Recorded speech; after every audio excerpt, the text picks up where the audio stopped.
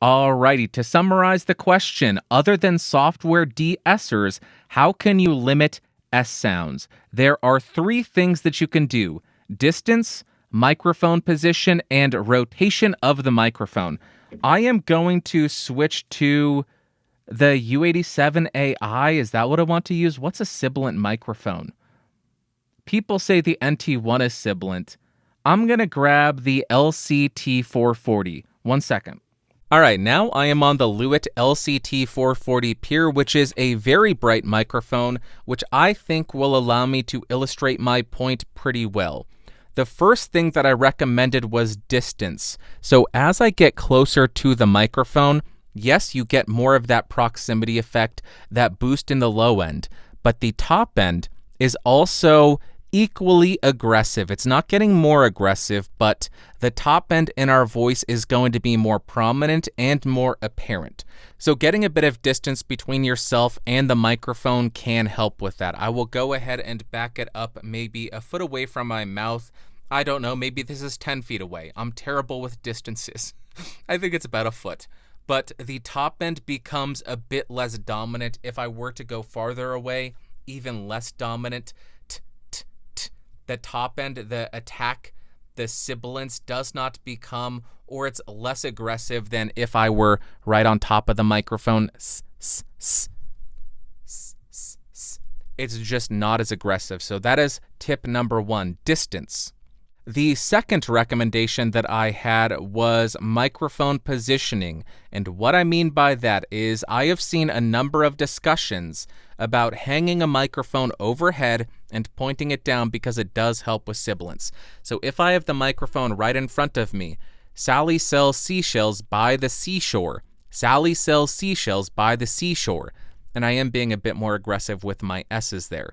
And then hanging it overhead and saying, Sally sells seashells by the seashore. Sally sells seashells by the seashore. I am also getting a bit more distance, and I know you can't see my face in one of the angles, but Sally sells seashells by the seashore. Sally sells seashells by the seashore. I am maybe 5 inches away from the microphone, and then if I put the microphone right in front of me about the same distance, Sally sells seashells by the seashore.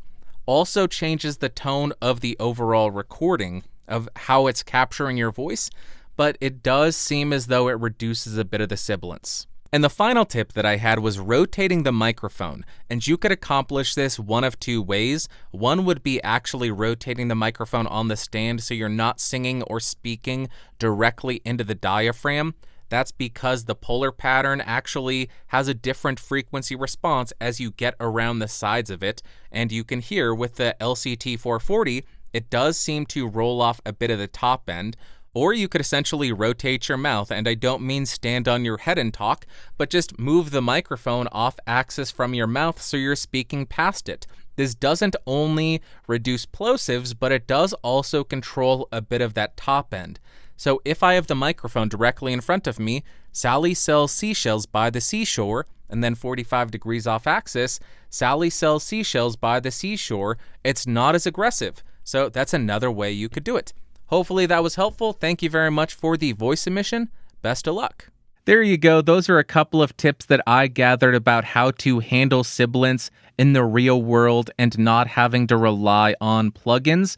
If you have any suggestions on how to deal with sibilance in the real world, let us know in the comments down below, and let's try to be a very helpful resource for people. Now let us jump to what you had to say, and the first comment comes from Sound Speeds. Another thing you can do to help with the sibilance is less ideal, but an option. You can use more aggressive wind protection to take all the highs. To take out all the highs, I'm assuming. Not the best solution, but an option. It's really awesome that this podcast aired at about the same time as Cud Juds. Cud Juds is... Cud Judd? Who is Cud Judd? That's amazing. I am no longer calling him Curtis Judd. His name is now Cud Judd.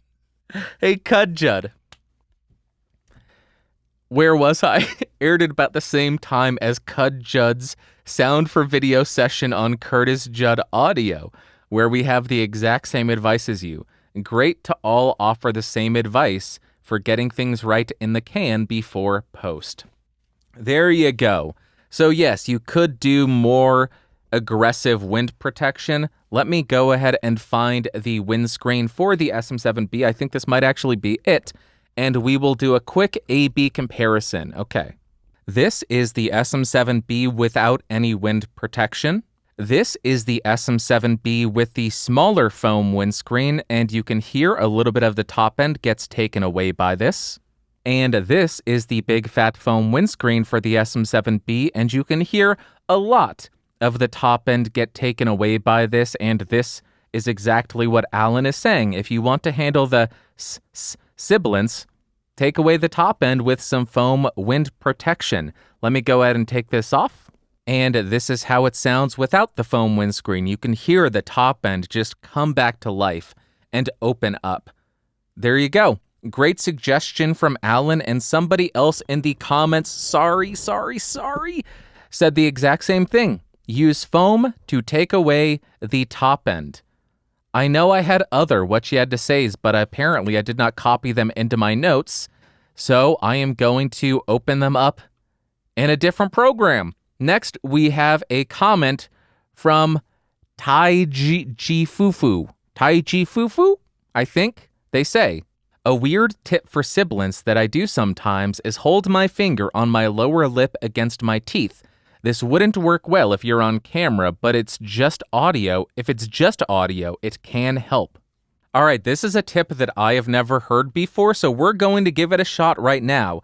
Sally sells seashells by the seashore.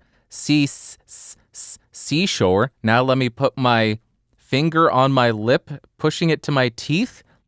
Sally sells seashells by the seashore. Sally sells seashells by the seashore. Sally. I guess it makes a little bit of a difference. Difference.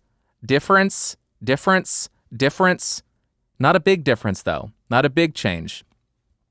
I think using a de-esser or a big fat foam windscreen is going to be the real ticket. Apologies as I put the foam windscreen back on the SM7B.